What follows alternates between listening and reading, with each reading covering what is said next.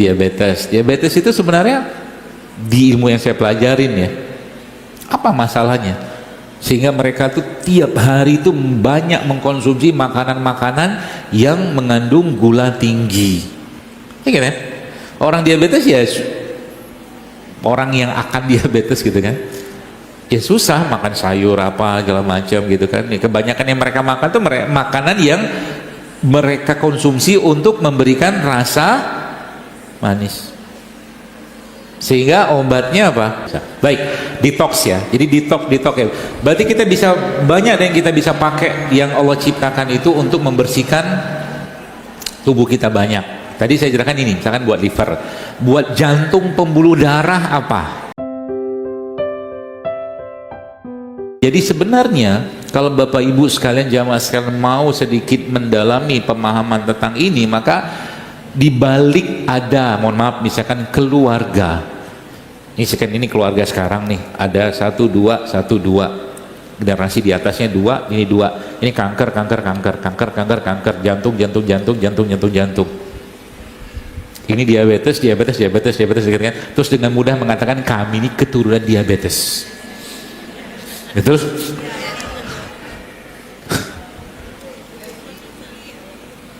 Apakah keturunan diabetes itu kesalahan dari nenek moyang dia? Atau salahnya si mana? Oke, ini saya kasih tahu ya supaya nanti Anda bisa pangkas itu. Ada pangkas.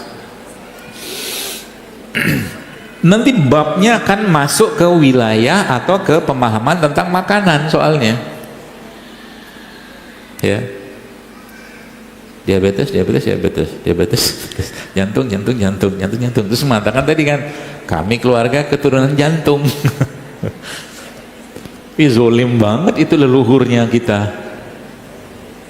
Nah, saya mau tanya, ya kita belajar lagi nih bareng-bareng. Saya mau tanya, apakah leluhurnya kita itu hanya mewariskan mata, telinga, hidung, mulut saja, atau juga mereka mewariskan genetik emosional?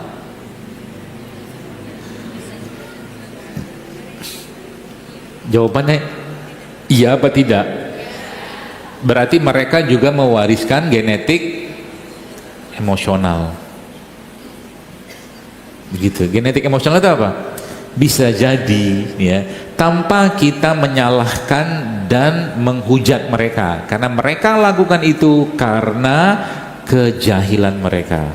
Contoh genetik emosional, mungkin leluhurnya punya genetik bakhil. Itu genetik, sehingga nanti anaknya atas nama hemat yang aslinya pelit itu menjadi penyakit. Makanya kok dokter ngomong penyakit? Oh iyalah, orang Nabi berlindung ke Allahumma inni a'udzubika minal hammi wal hazan wa a'udzubika minal jubni wal kasal wa a'udzubika minal jubni wal bukhl, kan gitu kan? Sedih, malas, takut, pengejut, Nabi aja berlindung, berarti kan itu penyakit. Gitu. Berarti mereka juga, berarti kecurigaan itu diwariskan tidak? Wariskan.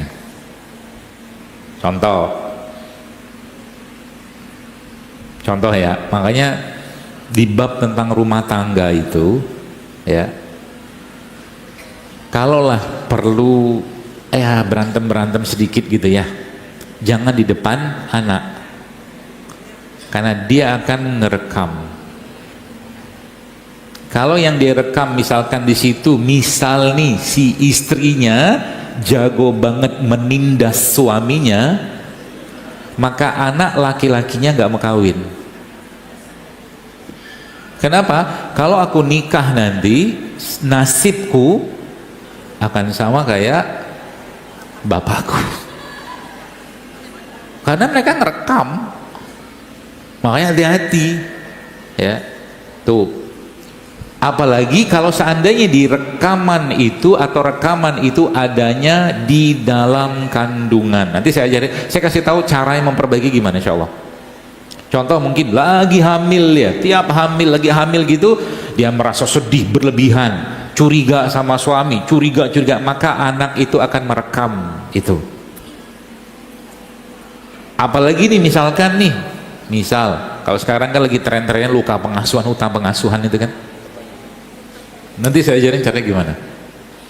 Ya, anak itu nggak dapat belayan dari bapak gitu kan, nggak dapat kasih sayang dari ibu dan seterusnya misalnya itu. Maka yang terjadi apa? Anak itu akan mengalami satu keadaan dalam dirinya berupa dia defisit atau defisiensi kasih sayang. Nah, di sini akarnya nih. Bapaknya jarang nyapa dia. Anak dalam kandungan tuh ngerti nggak dia disapa? Ngerti. Anak dalam kandungan tuh mendengar nggak ketika bapak ibunya berantem? Dengar. Dia merasakan nggak apa yang ibunya rasakan? Dia merasakan, dan itu akan terekam semua dalam DNA-nya dia. Makanya waktu lagi hamil jangan sedih. Maryam saja waktu hamil lagi sedih, takut, Allah utus malaikat Jibril untuk menenangkannya. Saking pentingnya menjaga hati waktu hamil. Menjaga hati waktu hamil ndak pula pakai musik-musik itu. Kan? Lebih baik baca Quran, zikir, dengerin murotal gitu loh. Ya, nah begitu. Jadi misalkan saya tahu nih, saya punya leluhur-leluhur ini, dengan kita sudah tahu ilmunya, kita minta ampunkan kepada Allah untuk mereka. Ampuni mereka kekurangan mereka. Itu yang pertama. Yang kedua apa? Kita tahu nih masalahnya apa. Genetiknya ada genetik curiga. Maka mulai sekarang dikit-dikit kita mulai menyerahkan kepada Allah. Ya Hayyu ya Qayyum bi rahmatika astaghith, itu menyerahkan pada Allah. Akhirnya curiga kita hilang. Aku titipkan anakku, suamiku, istriku, aku titipkan usahaku kepadamu ya Allah. Jaga baik-baik dan engkaulah sebaik-baik yang menjaga titipan. Selesai. Tuh, bahil. Caranya gimana diobatin? Obatnya bahil itu apa? Dermawan. Maka mulai didik. Katakanlah sudah tahu ilmunya, bagaimana cara kita untuk melatih dermawan? Pelajari ilmunya. Apa efek dermawan itu? Dahsyatnya apa dermawan itu? Masya Allah ya, kalau kita baca hadisnya itu, salah satu orang atau orang-orang yang banyak mendapatkan pahala, ampunan, dan bahkan doanya dikabulkan dengan mudah oleh Allah adalah orang-orang yang dermawan. Tuh. Sehingga apa? Putuslah genetik emosional pelitnya. Diabetes itu sebenarnya di ilmu yang saya pelajarin ya, apa masalahnya sehingga mereka tuh tiap hari itu banyak mengkonsumsi makanan-makanan yang mengandung gula tinggi. Ya kan? Orang diabetes ya, orang yang akan diabetes gitu kan, ya susah makan sayur apa segala macam gitu kan. Kebanyakan yang mereka makan tuh makanan yang mereka konsumsi untuk memberikan rasa manis. Sehingga obatnya apa? Berikan apa? Cinta, kasih sayang. Itu yang mereka butuhkan. Ya. Gitu. Berarti ngasih cinta kasih sayang itu dengan melayani, dengan penghargaan, dengan penghormatan, dengan apresiasi itu. Mudah kan? Mudah. Ya. Sebenarnya mudah, asal kita mau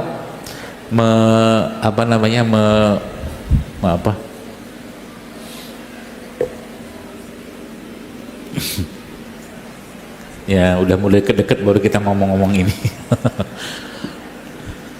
Oke ya. Berarti itu semua perlu detox, dibersihkan, disucikan. Mulai dengan apa? Mulai dengan, kalau bahasa tentang kejiwanya kita, mulai dengan sholat taubat, minta ampun.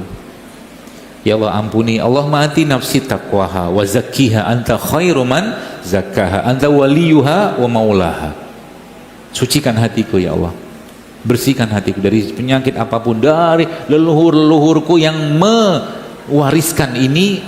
Ampuni mereka, maafkan mereka, bersihkan dan sucikan aku sekarang dan anak keturunanku. Nanti putus semua itu nasab-nasabnya insya Allah, karena yang mampu mengakses itu hanya doa.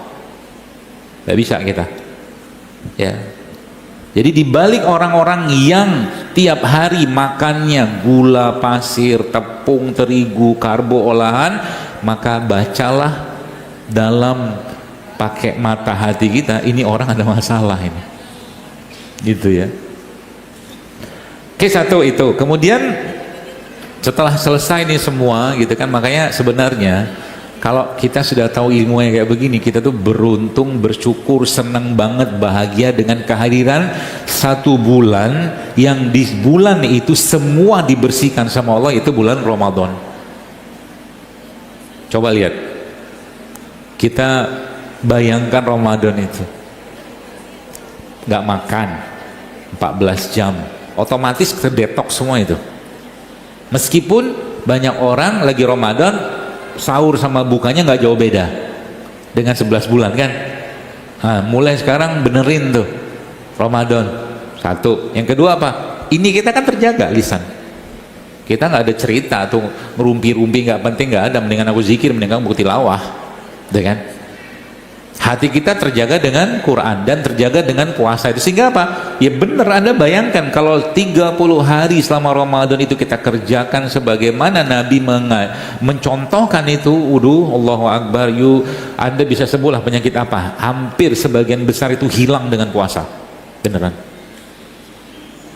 Ya, karena orang-orang kafir itu, orang-orang non muslim itu ya, mereka tidak punya fitur puasa kayak kita. Nah, dibikinlah sama mereka namanya intermittent fasting. Padahal kalau Anda mau intermittent fasting, saya kasih tahu, Anda kalau mau namanya general overhaul ya, general overhaul itu semua sistem di reset, Anda puasa 72 jam. Ntar lu jangan komen dulu ya, matilah aku kan gitu kan, entar dulu ya. Jadi 72 jam itu berapa hari? Adakah fitur dalam syariat untuk puasa itu? Ada. Puasa 13, 14, 15. Caranya begini ya, caranya ya saya nih. Jadi selama 3 hari itu Anda bukanya kan bapak sahurnya pakai air putih boleh, tapi diniatkan dan kasih tahu ke badannya supaya tenang, jangan gerusak-gerusuk. Sebab kalau badan pikirannya nggak tenang, dia akan kelaparannya minta ampun. Padahal kita di semua, sebagian besar dari kita punya banyak cadangan energi nggak kepake, dan kita simpan itu di mana? Aduh, nggak usah dipegang-pegang. Di pinggang lah, di mana lah gitu kan, perut, banyak cadangan energi nggak kepake. 72 jam tuh, misalkan buka apa sahur, ambil berkahnya, minum air putih, selesai. Nanti bukanya oke lah, makan kurma nggak apa-apa lah, atau minum air putih lagi, batalin. Habis itu minum aja terus sampai sahur lagi, kan kita kan mau puasa tinggal 14-nya, minum air putih lagi. Orang-orang sana nyebutnya water fasting, puasa. Tapi itu kita dapat pahala puasanya. Jadi habis malam itu nggak makan, cuman kita minum aja. Dan ada beberapa herbal atau produk yang Allah ciptakan itu yang bisa menekan rasa lapar. Contoh nih, ini bisa kunyit, ya. Kunyit ini bisa menekan lapar. Anda minum kunyit, cek, kunyit begini, bersihin sebentar, geprek, kasih lada hitam, kasih air panas, minum. Itu menekan rasa lapar. Atau apa? Atau kopi juga bisa. Kopi, biji kopi digiling jadi bubuk, itu kopi. Ya, bukan yang saset. Kalau biji kopi digiling jadi bubuk disasetin, itu nggak apa-apa. Tapi nggak ada isi apa-apa. Ya, itu kopi. Atau apa? Atau teh hijau juga bisa. Itu. Jadi simpel sebenarnya. Ya, mau pakai fitur apa gitu kan. Nah, detox itu jamaah sekalian diciptakan atau dibuat Allah atau dimasukkan Allah kemana? Ke berbagai macam bahan-bahan yang dia ciptakan di atas muka bumi ini. Contoh nih, misalkan ini nih, ini apa? Asam Jawa. Asam Jawa ini salah satu herbal yang sangat bagus untuk membersihkan liver. Jadi ambil aja kayak begini ya, ambil begini, masukin air, kasih air panas gitu kan, atau air aduk, kasih madu dikit atau kasih gula singkong, kasih garam, udah tiap hari minum, livernya insya Allah bagus. Hah? Punya asam lambung? Saya juga punya asam lambung. Kalau kita nggak ada asam lambung mati kita.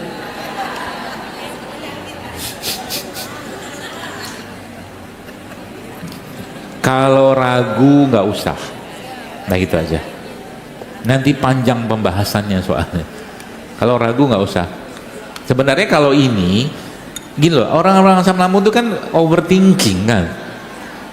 Kalau nanti siang saya nggak makan atau saya nggak makan nanti jam segini, lambung saya sakit, kayak gitu kan. Tapi kenapa waktu puasa bisa? Berarti kan hilang semua overthinking gara-gara perintah kan. Itu maksud saya. Ya sebenarnya kayak begini, misalkan saya masukin madu sini, masukin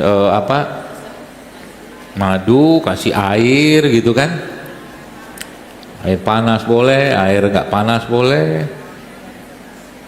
terus dibikin jadi manis. Masalahnya apa kalau Anda minum? Nggak asam lagi kan? Yang ditakutkan asamnya kan.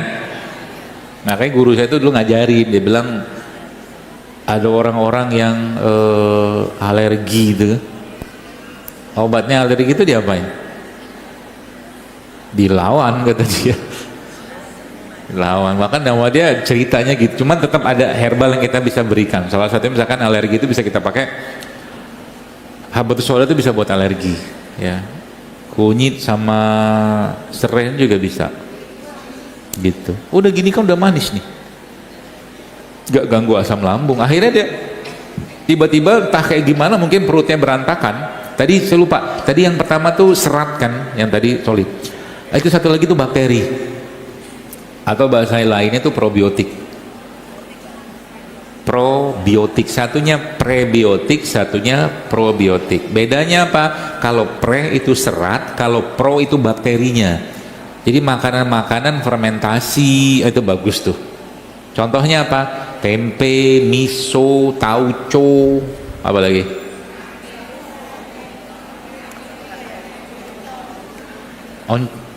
Oncom tuh dia nggak masuk, soalnya itu kan asal dari tempe. Kalau oncom tuh overripe, kematangan dia kan. Itu miso. Miso tuh sup fermentasinya Jepang. Kombucha itu masuk tuh. Cuka itu masuk tuh. Gitu. Kimchi masuk itu. Udah gini diminum manis. Asam. Kurang banyak asamnya. Apa gulanya, apa madunya. Tapi enak, seger. Apalagi kasih es. Kayak begini kan, coba deh. Ini begini, ide-ide begini. Cobalah lagi Ramadan tuh jangan lagi bikin sirup. Itu maksud saya. Bikinin tuh orang-orang kunyit apa segala macam, kasih air kelapa. Biasanya itu iya sekarang, tapi tetap aja Ramadan minum itu. Sehingga 30 hari itu, ya Allah ya Robi, nggak ada perbaikan tuh badan. Ya secara iman segala macam tuh kan urusan sedih-sedih. Tapi maksud saya itu kalau 30 hari itu dipakai, wish, dahsyatnya luar biasa. Baik, detox ya. Jadi detox ya. Berarti kita bisa banyak yang kita bisa pakai yang Allah ciptakan itu untuk membersihkan tubuh kita banyak. Tadi saya jelaskan ini, misalkan buat liver, buat jantung pembuluh darah apa? Kan gitu kan? Jantung pembuluh darah banyak. Oke. Tadi jantung ya. Ini bisa. Kunyit ini. Biasa kan kita kalau di Indonesia kan lazimnya karena kunyitnya kan agak pahit kan, kita campur sama asam. Jadi kunyit asam itu juga bisa buat bersih-bersih darah. Kalau saya beberapa yang sudah baca ramuan saya itu kan ini dua nih, serai, kunyit dikasih jeruk nipis, itu juga bisa. Terus apalagi buat melenturkan pembuluh darah, ngelancarin darahnya segala macam. Itu bisa pakai ini juga, chia seed ya, ini juga bisa pakai. Kemudian habatus sauda juga bisa tuh. Kemudian buat ngelenturin pembuluh darahnya segala macam dan jantungnya, ototnya kuat, pakai ini juga bisa. Ini duren. Tapi ini dimakan, cara makannya gimana? Ada pisau nggak? pisaunya.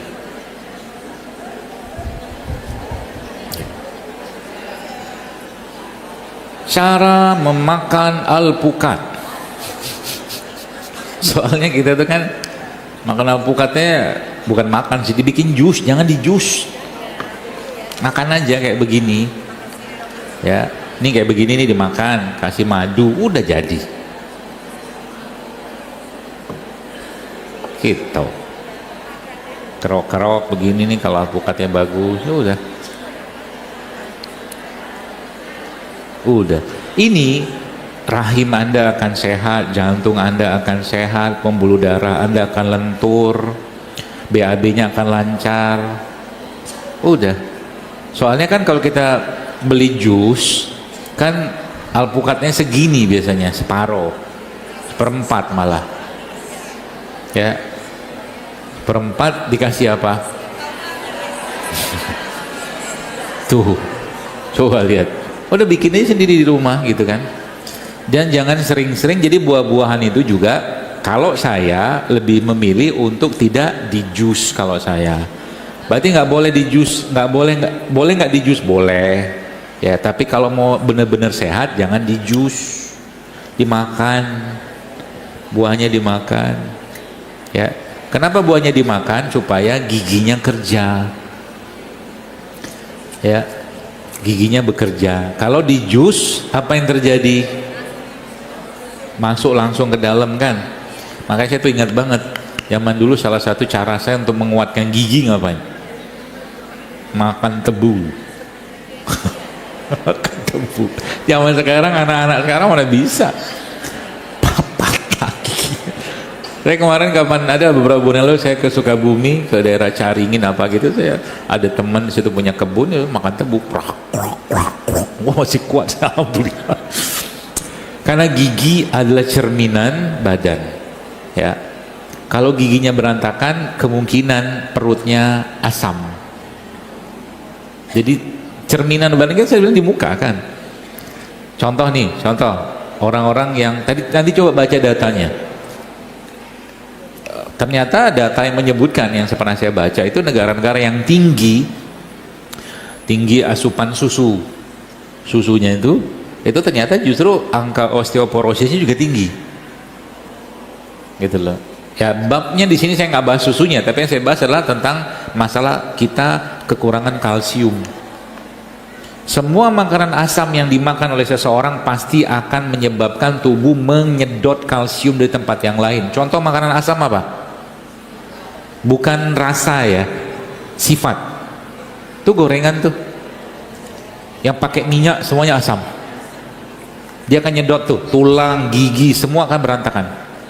Makanya kalau Anda lihat zaman dulu, mak-mak kita, nenek-nenek kita, giginya oke, tulangnya oke, nggak banyak peradangan. Karena apa? Yang dimakan nggak banyak yang digoreng, kukus, rebus mentah, gitu-gitu aja. Ya, sudah dia masuk di kukus atau mungkin digoreng segala macam, yang terjadi apa? Nyedot kalsium. Kalsium paling banyak di mana? Di tulang sama gigi. Itu ilmunya kayak begitu. Makanya jangan terlalu banyak makan asam. Anda bayangin ada orang pagi-pagi, siang atau malam, coba lihat beratnya badan kita, subhanallah. Nasi goreng, dia ada kerupuknya, ada bakwannya, ada cabenya, udah gitu minumnya teh manis, itu asamnya luar biasa loh. Itu jadi di nasi goreng itu paling banyak seratnya ada di mana? Ada di daun seladanya sama di acarnya. Makanya nasinya jangan banyak, nasi 1 sendok 2 sendok aja kalau makan nasi goreng. Ini ajaran apa pula ini kan? Kalau saya begitu ya, kalau nggak butuh karbo nggak usah makan karbo. Kalau nggak butuh karbo, kalau Anda memang ada aktivitas yang membutuhkan fisik yang berat, oke, makan karbo nggak apa-apa. Karbo pun pilih-pilih juga, lebih bagus makan umbi daripada nasi putih ya, karena seratnya, karena nasi yang ada sekarang itu seratnya sudah hilang. Seratnya nasi ada di mana? Kulitnya. Yang makan kulitnya siapa? Ayam. Ayamnya tulangnya kuat-kuat, kita keroposan. Udah gitu salah pula lagi, cari pula susu yang mengandung kalsium. Padahal kalsium di mana? Ini kalsium alpukat. Coba, jadi kayak begini saja, tiap hari dimakan rutin ya, masukin alpukat sini dicuil-cuil kayak begini, kasih madu, jadi itu barang. Asam folatnya ada, ibu hamil nanti makannya kayak begini. Asam folatnya ada, vitamin C-nya ada, besinya ada, di sini ada besi juga. Mau tambah lagi besi, Anda bisa pakai kacang-kacangan kayak begini, itu cukup. Gitu. Cuman kita tuh ya tadi latah gitu loh, ya. Vitamin C, mau dapat vitamin C di mana banyak vitamin C? Nih, manggis ini salah satu buah dengan tingkat antioksidan yang paling tinggi, ya. Di mana letaknya? Semuanya, di kulitnya tinggi, di biji tinggi, di dagingnya tinggi. Paling tinggi setahu saya malah di sini sama di bijinya. Makanya kalau makan manggis makanlah sama bijinya. Ya.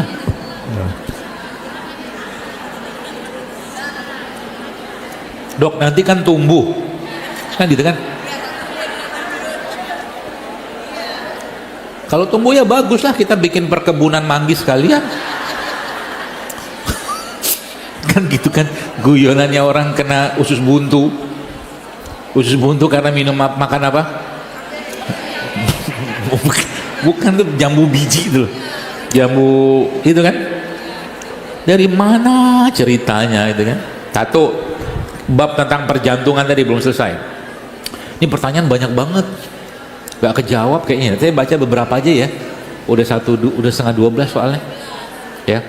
Tapi yang penting Anda dapat ilmunya terus diamalkan, itu yang paling penting. Oke, jantung. Tadi apa tadi? Ciasid, kemudian kelapa. Jadi kalau mau jantung yang sehat, makan kelapa. Bukan. Kalau air kelapa buat ginjal. Ya, air kelapa buat ginjal. Kelapa yang buat santan. Nah itu. Sebentar dulu. Jangan reaktif.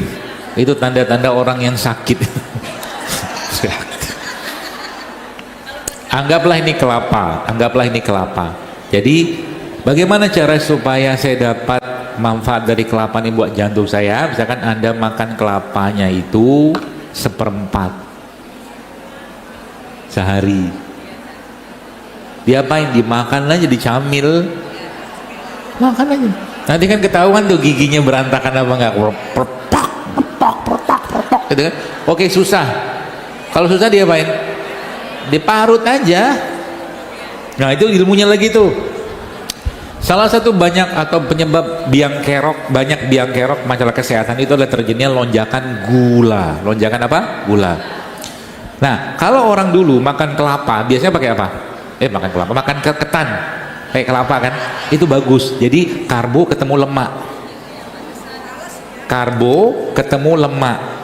Kan kelapa tuh lemak sehat. Jadi ketika orang makan ketan ketemu dengan kelapa, gulanya dari ketan itu tidak akan lonjak. Paham ya?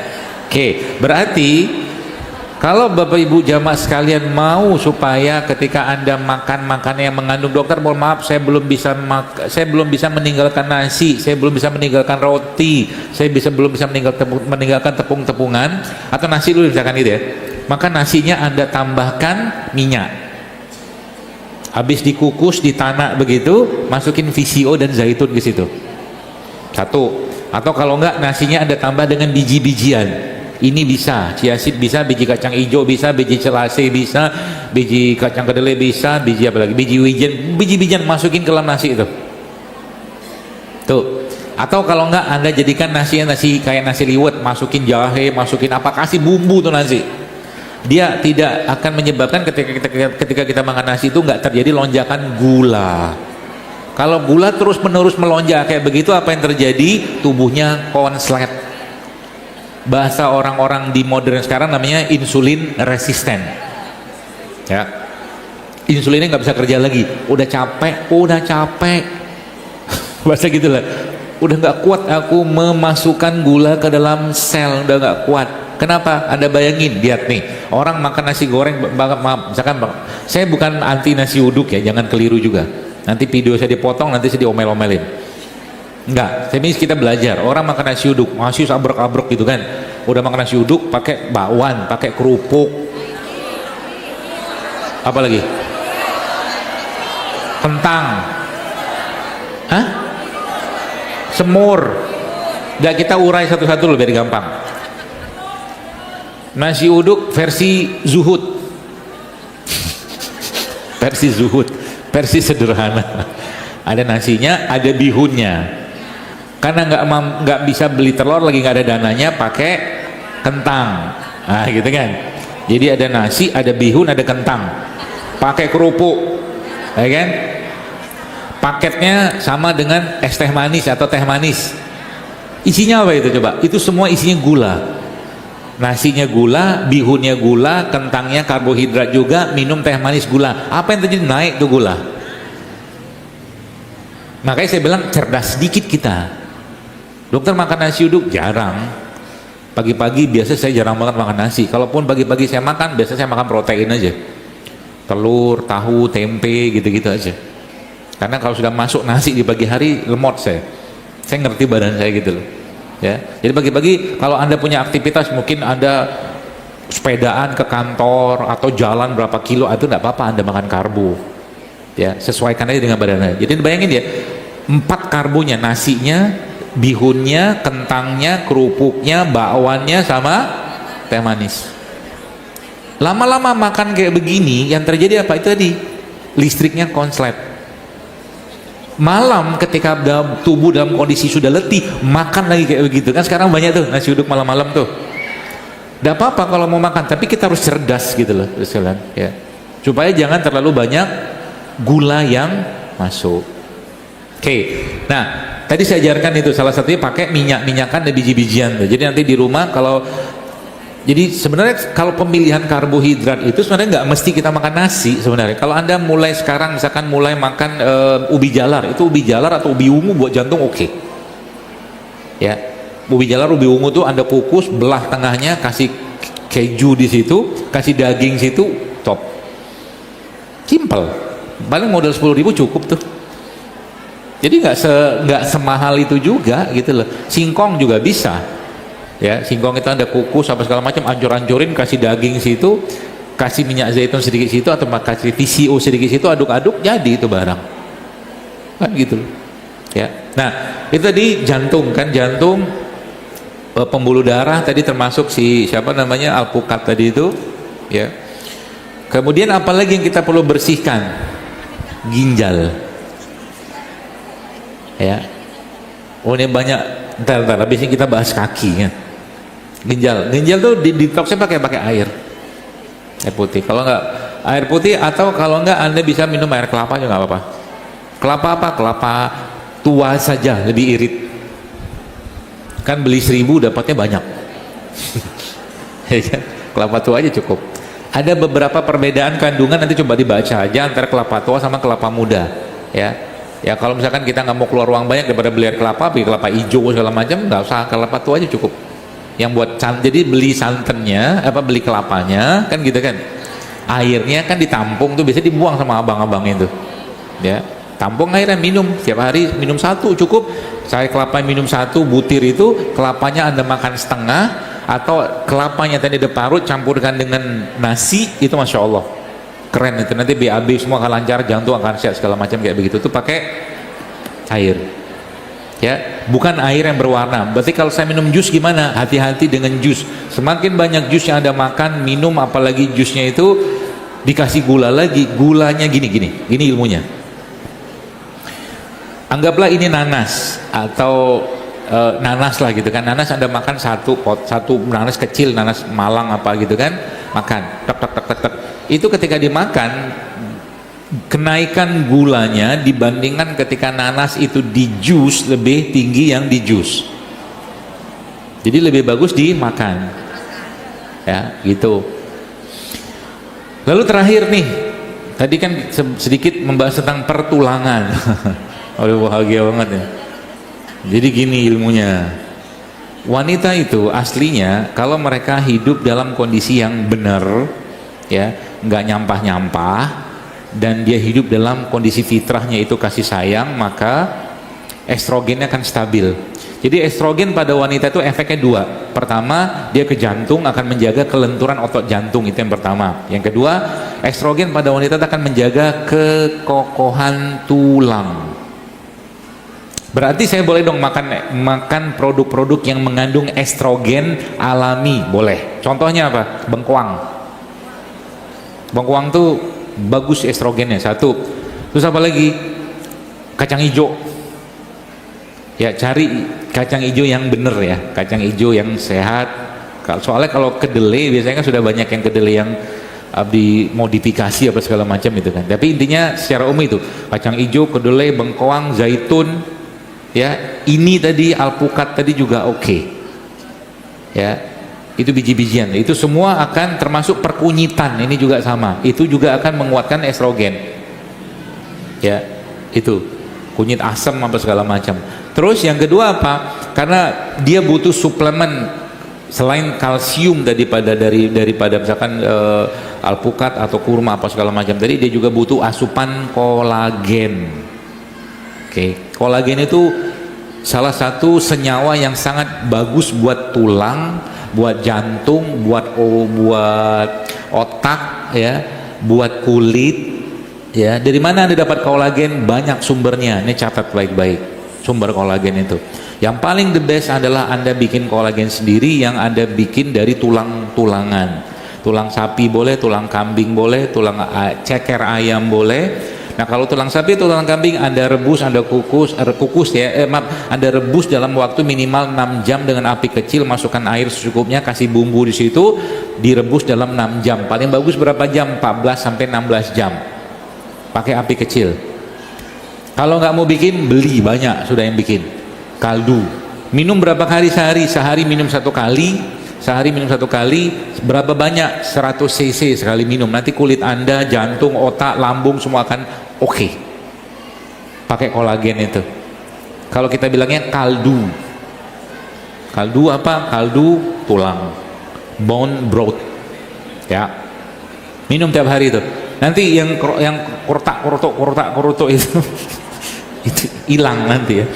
Nanti makannya kolagen itu makan sama hati apa? Hati sapi boleh, hati ayam boleh. Karena kolagen itu butuh kuper itu adanya di hati. Satu, berarti kolagen itu campurkan juga dengan cabai, sambal, supaya didapat vitamin C-nya, baru sempurna tuh. Jadi ada kolagen, ada vitamin C, ada zinc, ada kuper, komplit. Minum tiap hari 100 cc. Nanti bungkanya lama-lama, amin. Ya, asal jangan nyampah. Itu aja. Asal jangan nyampah. Banyak lagi nggak bahan-bahan kolagen yang kita bisa dapatkan? Banyak. Bisa dari rumput laut, bisa dari gamat, gamat tahu ya, teripang, kolang-kaling juga bisa. Ya. Jadi sekarang kalau Anda bikin es campur ala saya, maka pertama kalau saya bikin makan itu buat saya itu, saya pikirnya apa makanan enak dan sehat yang saya makan. Es campur, saya pengen makan es campur, tapi nggak mungkin saya makan es campur yang biasa, kan udah gula segala macam kan. Udah tinggal beli kelapa muda satu, kelapa tua gitu, ngambil airnya, masukin di situ, masukin kolang-kaling, masukin rumput laut, masukin lidah buaya, masukin cincau, kasih madu, kasih garam, selesai. Enak gitu kan, campurin alpukat. Jadi makannya tetap enak tapi sehat. Jadi mulai naik kelas, bukan cuman enak saja tapi tetap sehat gitu loh. Nanti badannya kan lihat perkembangannya kan akan rasakan kalau mulai tiap hari nih kayak begini. Nanti siang nih mulai nggak masuk makanan yang berminyak misalkan, ya. Makanya tiap hari memang saya sendiri ada suplemen yang saya makan, herbal apa-apa gitu ya, seperti itu. Saran apa untuk ibu hamil muda karena punya sakit lambung? Karena kalau sakit lambung tuh kalau mau makanannya ya, salah satunya itu pakai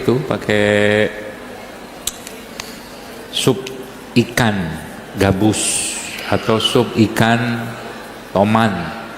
ya, karena itu albuminnya tinggi banget, ya, sekaligus kolagennya tinggi. Coba makan itu satu. Kemudian minum air tajin. Air tajin tahu kan? Ya, bukan air cucian beras ya, air tajin. Itu juga bagus. Atau minum atau makan gamat juga boleh. Gamat kapsul, gamat cair itu juga boleh. Ya, itu, insya Allah membantu.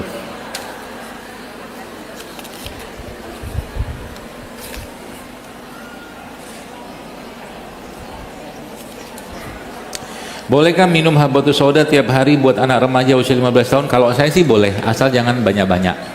Kalau saya boleh. Ya, sebab ada beberapa yang pakai konsep katakanlah habatus sauda itu sifatnya panas gitu. Sebenarnya nggak sepanas itu juga. Jadi kalau cuma makan 1 butir, 2 butir untuk dapatkan khasiatnya, nggak masalah. Ya, seperti itu. Apakah boleh makan sereal yang banyak dijual? Ya kalau ditanya boleh nggak boleh lah. Ya, tapi pertanyaan itu gini loh, kalau Bapak Ibu sekalian, jamaah sekalian mulai sensitif ya dengan hal-hal seperti ini kalau Anda lihat kandungannya apa, ya, kalau udah kandungannya banyak produk sintetik gitu kan mendingan nggak usah, ya, mendingan nggak usah. Dan kita bisa bikin sendiri sebenarnya, ya, salah satu misalkan kita bikin pakai misalkan bubur barley atau talbinah itu juga bisa. Ya, dan jangan apa ya, jangan FOMO. Contoh begini, orang-orang barat sana itu salah satu yang mereka sampaikan adalah sarapan pakai sereal. Udah gitu sereal pabrikan pula. Jadi kita harus ngerti dulu sarapan itu penting atau tidak gitu loh. Bagi anak-anak oke, itu mungkin penting karena mereka aktivitas belajar sekolah segala macam. Itu pun kita harus perhatikan juga. Jangan anak-anak pagi-pagi tiba-tiba kita kasih sosis, kasih nugget segala macam, nggak gitu juga sarapannya. Sarapan yang benar, rebusnya mereka telur, kasih mereka nasi segala macam, kasih rumput laut segala macam, itu jadi juga kayak begitu. Ya. Nah tapi bagi orang-orang dewasa, orang-orang gede gitu kan, nggak butuh-butuh amat juga. Sehingga nanti jangan pagi-pagi itu ada namanya itu kan American breakfast tuh loh. Itu kan kalau Anda lihat isinya kan kalau saya sih kacau ya. Ya. Ada roti segala macam, sereal segala macam, itu semuanya udah sintetik, karbo segala macam. Jadi kita mungkin perlu juga apa namanya memfilter gitu ya. Ya, supaya jangan terlalu banyak beban makanan di pagi hari itu ya. Jadi kalau boleh ditanya boleh nggak? Ya boleh ya, tapi pertanyaan itu bagus atau sehat atau nggak buat kita atau anak-anak itu lain cerita ya. Gitu, apalagi sudah kemasan. Usahakan lebih banyak makanan yang Anda bikin sendiri daripada beli yang kemasan ya, itu.